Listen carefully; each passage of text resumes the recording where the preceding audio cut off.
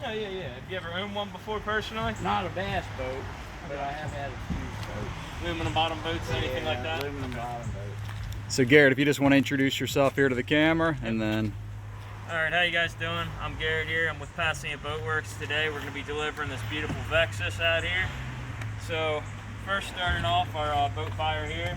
This is James here. We're getting ready to go over the whole boat.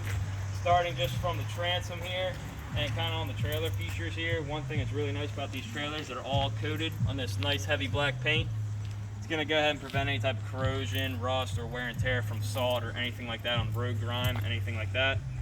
Keeps the trailer's life a little bit longer, keeps it protected, keeps it all really in good shape. As well as just, you know, matching the paint to the boat with the trailer. I mean, that's just another thing. It really pops when you show up to the ramp. Everybody's going to see it. It's really pretty.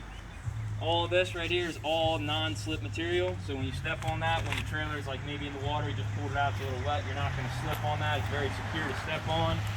And when you're getting in the boat, it's a really good point, especially when you're barefoot too. It won't burn you too bad when heat, and as well as it's nice to have on your feet so you're not cutting yourself up on anything.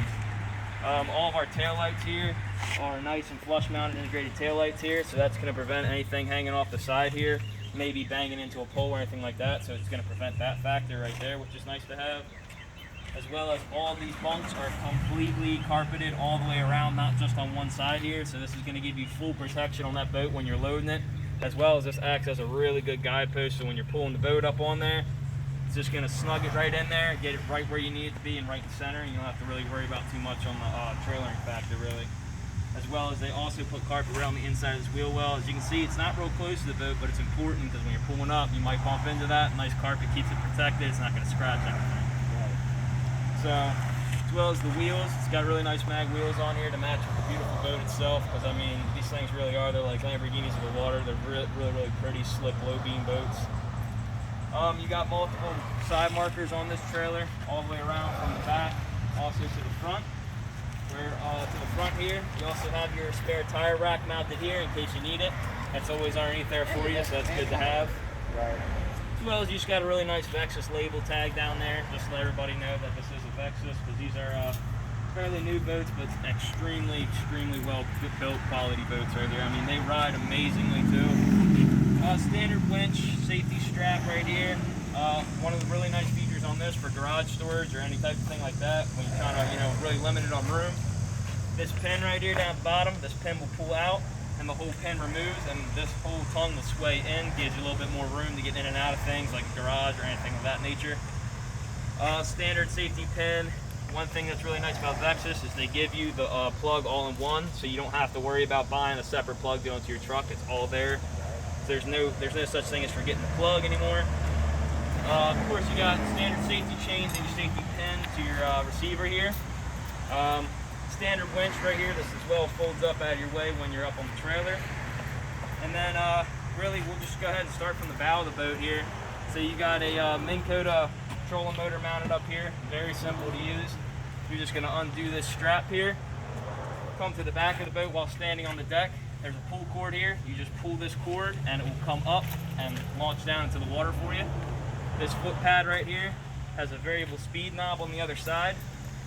So right here, to turn it on, you're just going to turn that knob and you can go anywhere from 10 to 100, and that's going to give you different torque settings here, and this will spin the unit left or right, as well as you have a remote that comes with this, a wireless remote that gets to go around your neck or your clip to your pants. In the bag. Yes, that you can use to control it forward, backwards, left, right, hold position, anything like that of that nature. Right. As well as up here, you have a really nice panel here, which is for your trim on the back of the motor. So you can actually trim that motor up from up here. So what that's really great for is when you're fishing some shallow water, you want to use that trolling motor, pop that motor back up, you don't got to worry about hitting the rocks. As well as when you're sitting on a nice fishing spot in the afternoon, the sun's starting to go down, you can go ahead and flip your nav lights from back here too as well.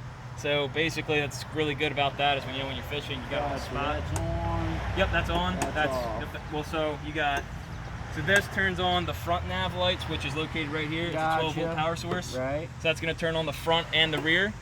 The middle is off, and down is anchor light only. So when you're just anchored at a bar, sandbar, something like that, per B, you just want to have that anchor light on. Anchor light. Yes, so the anchor light is located in the back. Right. Same 12-volt power source here with plug and pull. Gotcha. Just moving to the deck here. you got some really nice straps here for rod storage. So you can go and strap your rods down here and lay them across the deck. Right. I've seen guys run anywhere from 10 to 12 rods up here on these boats. I mean, there is unlimited rod storage, as well as you got 3 ports here, depending if you want to fish on the center, port, or starboard side here. You got different access points to pop a chair in and get different seating positions, whether you know which side of the bank you're fishing on. Back here in the hatches, all these hatches are fully lockable, so you don't have to worry about any type of theft or anything like that. As well as something that's nice about these, as you pick them up, you'll kind of notice that they have a, you know, kind of a hard lift. It's a friction hinge and everything like that. So, and also as well, it's a friction hinge on top of this gasket here. This gasket basically ensures that this is going to be waterproof. It's going to keep moisture out and everything like that, and make sure all your gear stays dry, so you don't have to worry about storing expensive things and have them get wet. Another really key feature I see on these hatches is this underside is painted. It's not unfinished, it's completely finished. They got all the carpeted all the way around, as well as the paint, so it's going to protect against any type of anodize or any type of corrosion, anything like that. So it's really nice that they fully finish this boat. They don't cut any corners on this at all. And then you can notice when you go to press it down, it kind of sits here. Give it a nice firm press down, make sure it's locked down. And that's going to give you that full waterproof seal on that. And then if I go ahead and step up in the boat, go ahead and show you this center chest hatch here, which has unbelievable storage in it for any type of rods or anything of that nature. So right here is your rod storage for anything from 8-foot rods to 10-foot rods to 12-foot rods. You got 2 nice convenient straps right here for holding down the butt. You can insert the rod right through these channels here, and you have plenty of storage to run all your rods. So that way you really don't have to limit yourself when you're out there. You can bottom fish, you can go do some light casting, and you can really switch up your options here.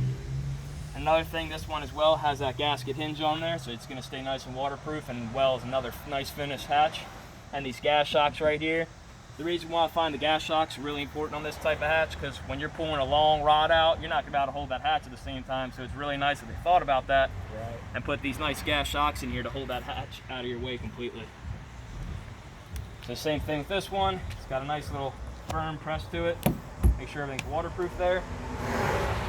Back to the helm here.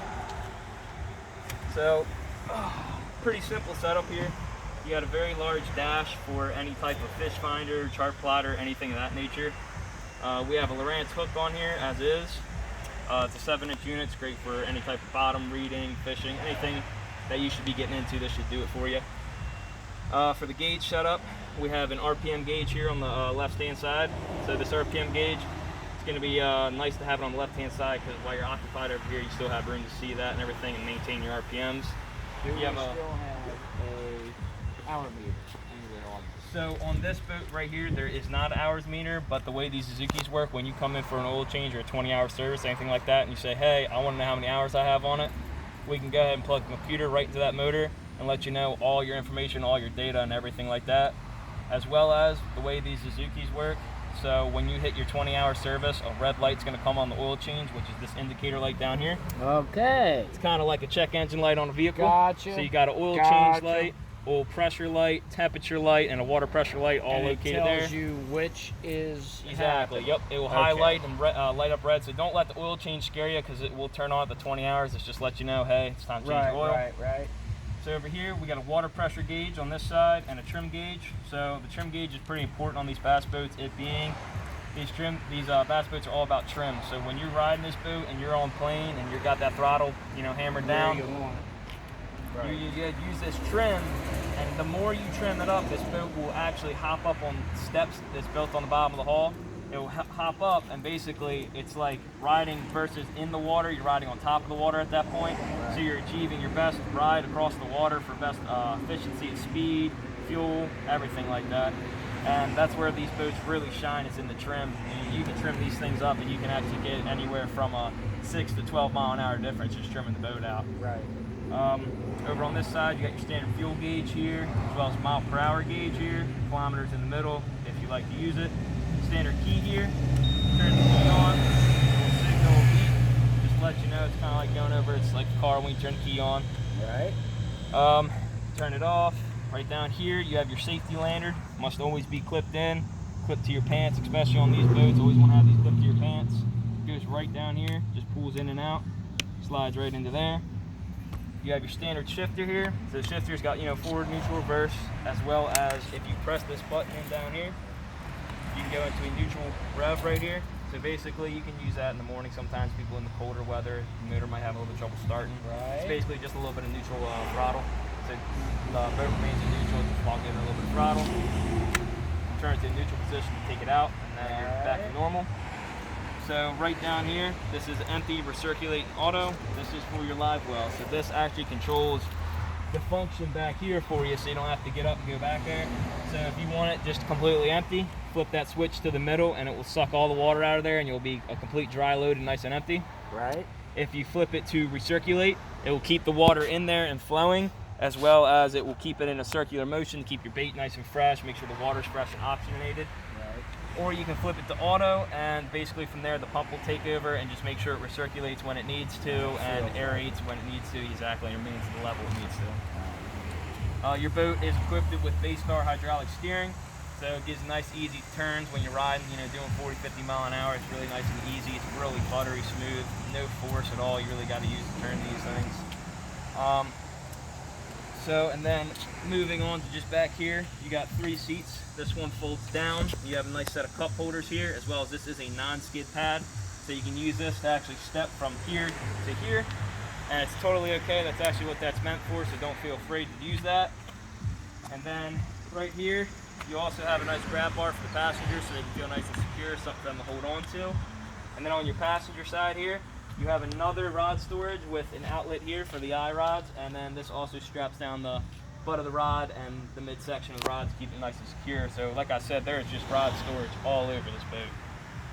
Now if we move to the back hatches here, this is your live well hatch. So you can either open one lid at a time, as well as there is a divider in here. So the divider allows you to run multiple different types of bait. You know, if you want to run shrimp on one side, you want to run some minnows on the other, you can do either one. The divider comes out of the way when you don't want it. You got a strainer down here. The only thing you got to be careful with that is just make sure it's nice and clean. It doesn't pick up any type of debris, nothing like that. You have your little valve here, which is just going to dispense the water in and circulate it around. Now the most important thing I see with this here is this lip here. This lip really ensures when you're in some rougher water and this is swooshing around, it really keeps that water in here and doesn't pull it all out on the deck for you. Right. So it really keeps that water inside, and that's really going to be a key feature for, you know, having a comfortable and efficient live well. All right, and now this live well here will fill up itself. Yeah. This live well here, this is the only hatch that's not lockable, it being that it's really for bait only. Right. But every other hatch on this boat is lockable. You have another seat post here for a standstill seat. That way you can fish on the back of the boat as well without standing. Now on this hatch, as well as the other hatch on the other side, these are identical hatches. These are insulated hatches as well, so you can fill this with ice if you wanted to, and you can actually use this as a cooler. This pad here comes out, it's just a non-skip pad if you want to put your phone down in there so it don't slide around. Are they relatively insulated? Yeah, so these back hatches are pretty insulated. They're surrounded with foam, fiberglass, and then as well as the metal around it as well because it's infused. So you're gonna have mostly, this whole boat is aluminum here, but they do infuse it with a bit of fiberglass in the hatches and the live wells and stuff, as well as some foam to insulate it around, especially in these cooler areas.